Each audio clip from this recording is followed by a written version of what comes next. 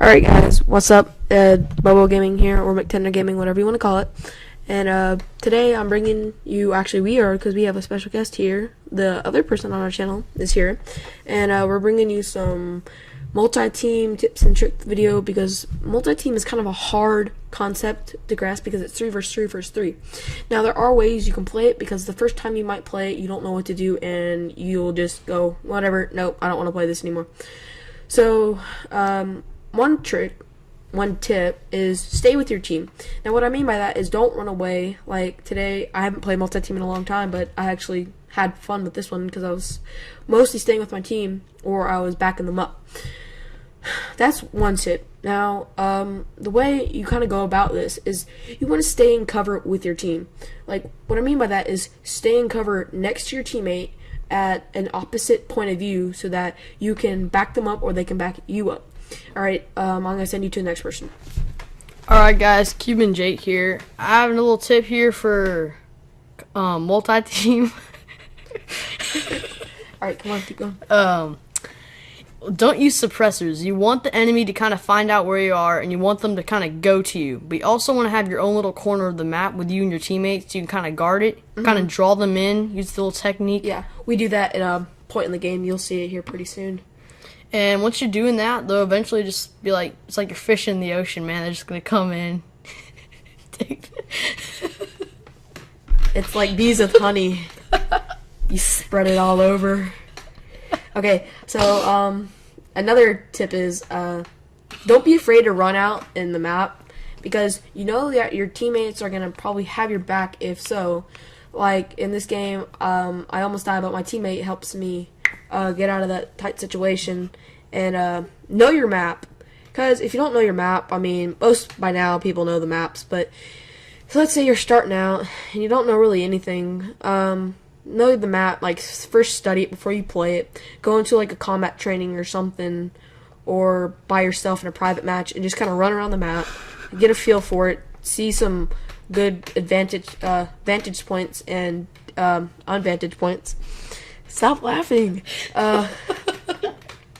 By doing that, you'll have the advantage over your opponents, and then therefore you will win. So right here, this is where we're kind of holding down the map, and this is where things start to kind of pick up in our kills, because right now we are not doing too good, and or we're losing basically. But no, like, you don't want to go for everyone. Like, just stay in your spot and they'll come to you. Get that thing in your mindset. Don't go looking for kills. Have the kills go look for you. What I mean by that is, like, let the people go look for you. So then that will minimize your deaths, and then you'll have your teammates with you. Either you're running in a party or not. If, like, in this case, I just turned off my I just muted everyone because I just wanted to play my own rules. But yeah, that's another tip. Pass you over. Alright, another tip here is to not use snipers. In this game mode, it's going to be crazy with 2 other teams coming at you. And I'm not going to lie, there are some pretty good game modes where sniping can really help you. Like hardpoint and stuff, domination. Yeah. But in this game mode, it's not going to help you that much. And you really need to level up, because if you're just starting out using the default classes, you're probably not going to do as good as you would using the AN94 like in this gameplay. So I would say go with kill confirm, level up a little bit, steal your teammates' dog tags, and well, this is team deathmatch, so you don't have to worry about that. But yeah. Okay, so most of you might be wondering why I'm using the AN94 even though I'm like only level 9.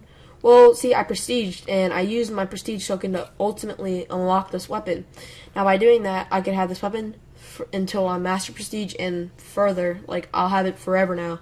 And once you level up, you can either select like custom class, a new custom class, and this and some other ones. I don't remember what the name was, but yeah, like Cuban Jake said, you don't really want to use snipers. Things are going to get hectic, and you're not going to want to. And it depends on the map, really, but not really wanting to use snipers. Another one is keep your cover, because like if you don't have any cover and you're just running around in the open with your team, like they're probably going to be using cover and they're not going to be dying. But you want to like keep your cover in wherever you are. Like crouch, whatever you have to do, prone, it doesn't really matter as long as you have cover on you. And another kind of little tip here is try and get UAVs up, or if you're running a party, have someone specifically, or two guys, or whatever, specifically for trying to go for the UAVs, and that way you know where the enemies are, and maybe once you get the UAV, you can try and go for orbital VSATs, but it's not likely unless you're really good at this game, and I'm really not that good. I mean, I only got like a UAV this whole game, because that's how hectic it is, and yeah, you want to know where your enemy is, so like when they come for you, you're not surprised. And flashbangs are the key. Like if you know there's somebody over there, but you don't have, like, if you want to use a flashbang, you don't want to run out there because they're going to be together. They're going to be two guys, and you're going to get killed. So if you throw a flashbang, well then yeah, you're probably going to win the battle and maybe get killed by the other guy, but probably not. Pass you over to Cuban Jake. Alright, I'm kind of looking at this map and this gameplay, and I'm noticing that in the middle of the map, it's going to be really wide, open spaced, and you're going to be exposed to your enemy. So this map particular carrier, I would recommend using lightweight. And like McTender was saying with the UAVs, you should probably run some hardline, so you could get those kill streaks a lot sooner than it would be without it. Screw assault. I mean, you don't really need it. Try and go for just support. Like Modern Warfare 3, you know how they have that support score streak only? Well, just try and run support on this kind of game. Like, you can have one guy designated for assault just to kind of hurry up and get the kills, but they're probably not going to be getting those because this is such a busy kind of game type. Other than, like, let's say domination or regular team deathmatch. This one's more hectic. There's less people, but more teams. So you only have like 3 people per team. And let's say one of your people on your team rage quits. Well, then you're screwed. You need to find something else to do. So like if your teammate rage quit and he was the assault, well then one of you guys has to say, okay, I'll take support and I'll take assault. And then that way you guys can kind of duel it, and then it'll be a lot easier than if you guys were just both running support. Alright, pass you out to Cuban Jake.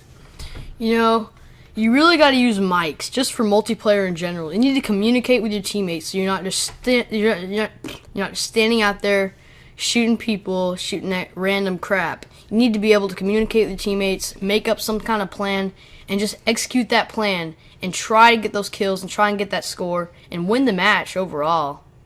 Because more wins you have, the more you're better at your win-death ratio, and then you'll be more of a competitive player rather than a stupid player who just goes for kills. And I used to be one of those players in Black Ops 2, but I kind of changed my ways towards the end of Modern Warfare 3 because I was dying a lot and I didn't like that, and I wanted to be more of the I was helping out my teammates here with that kill, and I was now more of the team player, and I like being that kind of player. Might not get as many kills, but you'll still get kills. It's like you want to stay alive. Like, see, I haven't died in quite a while here, and this is where we kind of hold down our map right here. And yeah, just be more of like the conscious player, not just the kind of like apocalypse kind of player who just wants to get kills. And yeah, I'll pass you over to Cuban Jake. Well, you really got to think of attachments to improve your weapon, because say an assault rifle, you know assault rifles aren't as lightweight as SMGs are, so you're probably going to want to run quick draw on any assault rifle in general.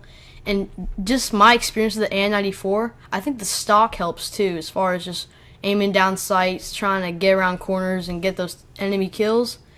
But let's say, oh, this is an MLG type move. He's shooting, and here we go. Pop, pop, pop. But like, let's say you're like level 28, and this is kind of like a big open map, as Cuban Jake was saying. So you're gonna want to run either a assault rifle or a have an arranged attachment on your submachine gun. And so the assault rifles, what's one of them? You first M27. Yeah, M27. You get that in your early 30s or late 20s, and this gameplay is pretty much done. So yeah, bye.